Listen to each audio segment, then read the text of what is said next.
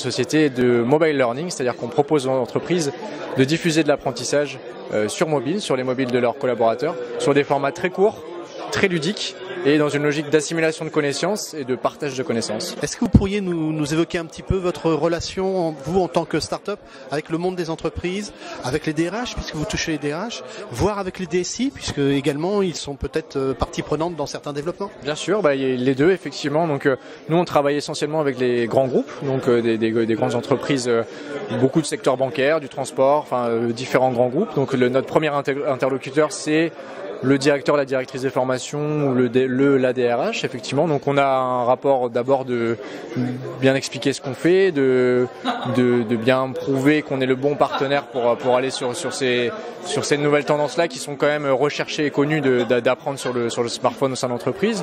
Et une fois cette étape-là passée, je dirais de cadrage de tout ça, on a souvent des contacts aussi avec les DSI, où là c'est plus un rapport qui va être de montrer un peu patte blanche en termes de sécurité, en termes de protocole, de manière de faire, et puis nous aussi d'apprendre des DSI à quoi on doit répondre, dans quel cadre on va rentrer, parce que parfois en étant une start-up, il y a des choses qu'on ne connaît pas, où on est tout à fait prêt à évoluer dans ce sens-là, et puis voilà, c'est un rôle d'échange beaucoup avec les DSI.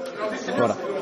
Alors, vous êtes une start-up française, vous évoluez sur le marché français, entre autres. Est-ce qu'on peut évoquer les difficultés que vous rencontrez aujourd'hui, les difficultés à côtoyer les entreprises, à pouvoir les contacter? Est-ce que vous êtes bien accepté en tant que start-up et comment vous voyez cet écosystème évoluer? Alors oui et non, c'est-à-dire qu'aujourd'hui avec la plupart des grands groupes français, il y a un esprit qui se voudrait ouvert aux startups. Il y a beaucoup de communication qui est fait dans ce sens-là. Voilà, c'est important l'innovation, c'est important d'être proche des startups, c'est important d'intégrer de l'innovation des startups à l'intérieur du groupe, etc. Après, dans les faits, c'est effectivement plus compliqué. C'est-à-dire qu'on se heurte parfois à des services achats très exigeants, demandant des éléments qu'on ne peut pas forcément fournir du fait de notre ancienneté assez limitée. Donc voilà, je dirais que ça peut être le problème, la symbiose entre, en tout cas, d'être sur le même plan dans la communication du groupe et ce qui se passe vraiment.